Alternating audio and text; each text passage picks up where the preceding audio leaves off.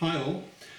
I've owned a M140 since August 2016, and during that time one of the topics which has come up on the forums from time to time is the problem that owners have been having with the OEM oil filters.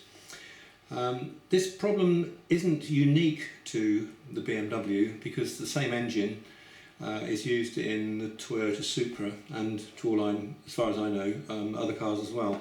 But funnily enough, the issue with self-destructing oil filters only seems to be making itself known on the BMW forums, but I'm sure that the Toyotas must be similarly affected. Essentially, the problem is we started getting reports in the early days of owners putting their car in for a service only to have the dealer call them back and say, "I'm really sorry, but when we undid the filter housing, your oil filter self-destructed and we're going to have to repair it under warranty." The problem is, as people now know, that when the oil filter destroys itself, the various remnants from the paper element don't just go downstream of the filter, but they also to some extent can go upstream, so that if you just pull the remnants of the filter out of the housing, put a new filter in and refill with oil, then some of those remnants can find their way up into the camshafts and clog the oil ways and result in an engine destroying itself. And so consequently the official BMW fix was always to replace the oil filter housing, which is quite a complicated job because that's plumbed into the coolant system and it requires quite a lot of dismantling to get to, and it's beyond the remit of the majority of owners. And besides which, in the early days obviously the work was carried out under warranty, but my understanding is that if you were paying for this job yourself, you're probably looking at a £1,500 bill, all as a consequence of a tuppence halfpenny oil filter failing when it's being removed. Now, my car was on a 5-year service plan and it has recently expired, and so I was confronted with the decision, am I going to change the oil myself or not? In the end I decided that I would, and not least of all because I don't trust the dealers. Now that the car is out of warranty, I don't actually trust them to tell me that the filter has broken when they've removed it. And I'm left thinking, what would they do? Would they just hook out the broken piece at the bottom and then put a new filter in and then trust to luck that my car didn't self-destruct and that there was no comeback? Or would they actually fess up to what was happened and then risk getting into a huge argument with me about the fact that they should pay for it and not me because it's a known BMW fault? My understanding is some people have had this work done as a complimentary gesture and other people have been charged by the dealers.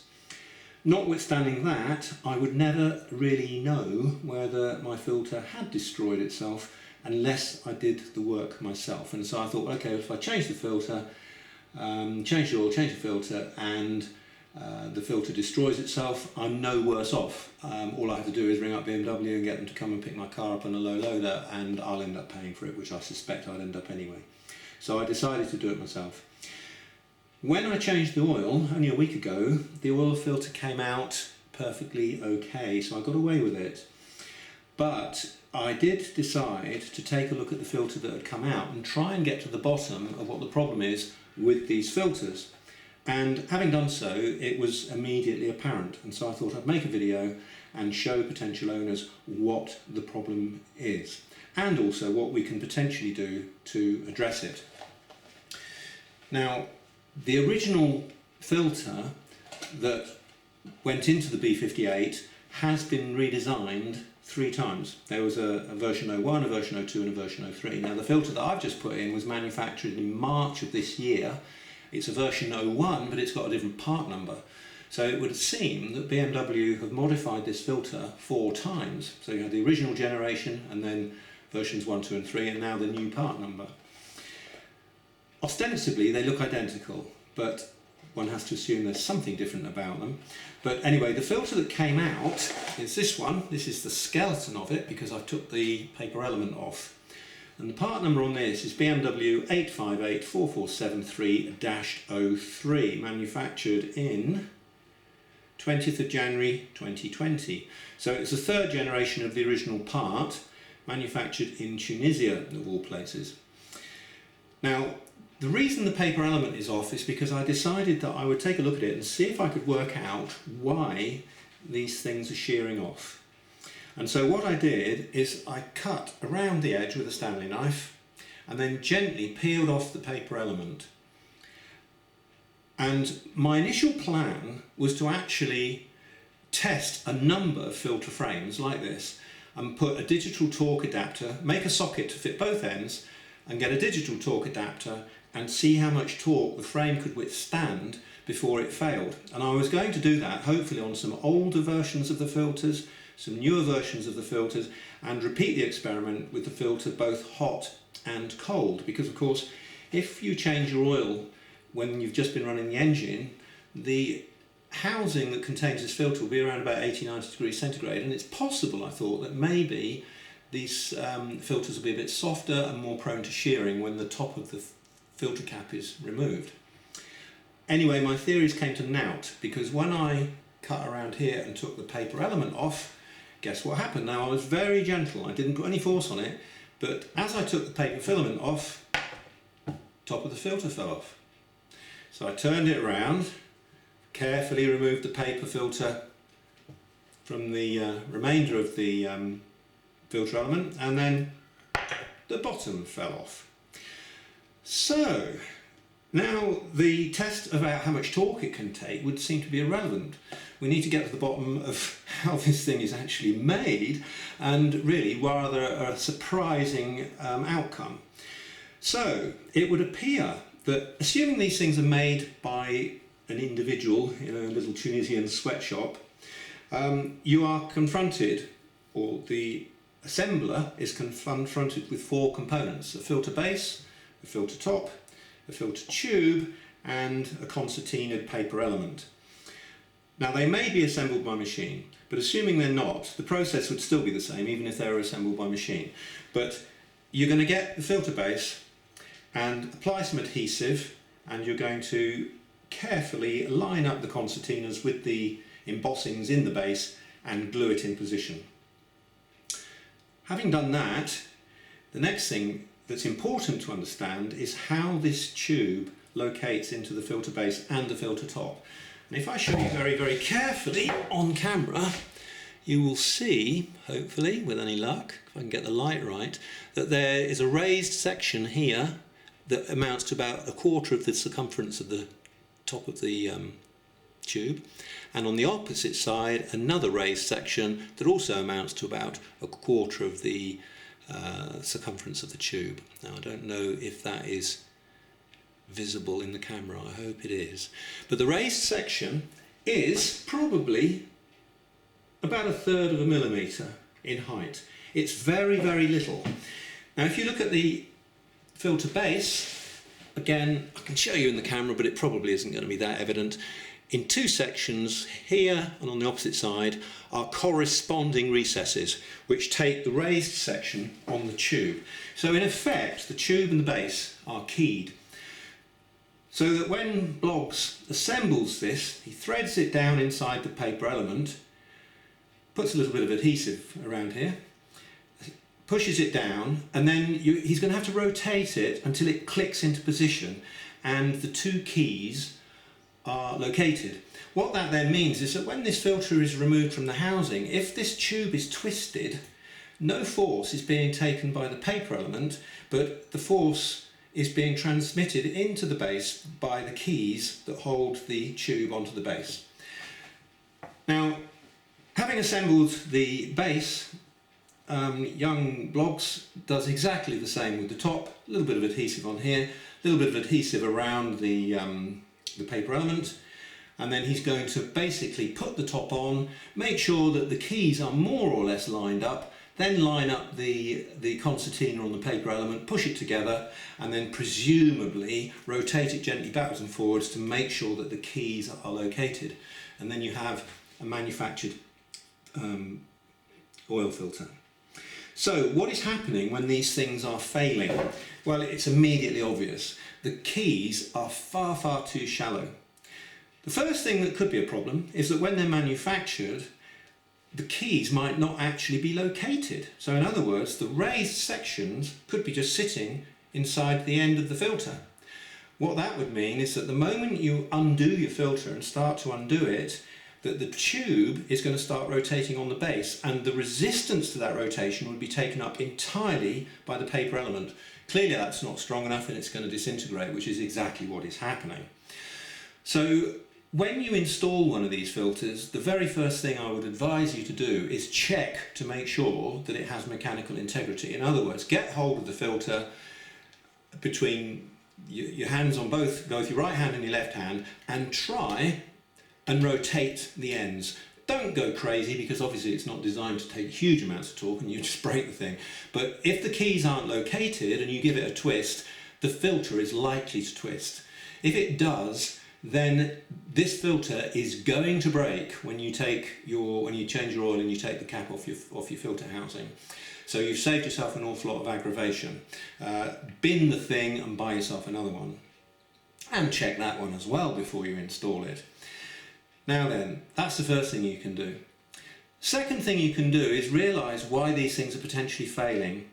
If you've got a filter in the housing and it is correctly manufactured, if the O-rings at the base here are gripping fairly tightly, as you're turning the filter cap to undo the filter, not only is it applying a torque to the top, whoops, and then to the bottom via the tube, it's also, there we go, put it back together again, it's also trying to pull it upwards, because obviously the threads are undoing. Now, the twist, if the keys are located, the twisting motion shouldn't be a problem. But of course, if the tube is trying to pull upwards, the keys are only about 0.3 millimeters deep, and you only need to pull the tube, if the glue fails, which it will because it's incredibly fragile, if it pulls that tube slightly upwards, and the paper element allows that to happen because the paper element stretches a little bit, which why wouldn't it? It's been in there for a couple of years and it's been soaked in oil for 20,000 miles. If it allows the tube to pull up slightly, all of a sudden the keys are disengaged. It only needs to pull up by 0.3 millimeters, and then as you turn that cap, you're turning the top part of the filter on the bottom part of the filter, like so, and guess what's going to happen? Well, we know what happens. The paper element shears off and you end up with loads of detritus in your oil. So, if that is what is happening, then what can we do to prevent it? Well, the first thing you can do is make absolutely sure that these O-rings, there's one on the outside and one on the inside, are fully lubed before you install your oil filter.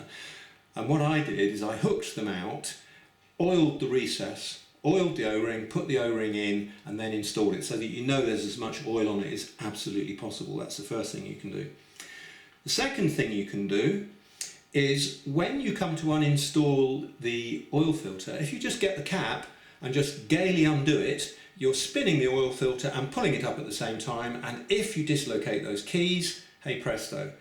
So what you really want to do is, if these oil O-rings at the bottom are gripping firmly, then you really need to try and break that grip and free the base up without dislocating the keys.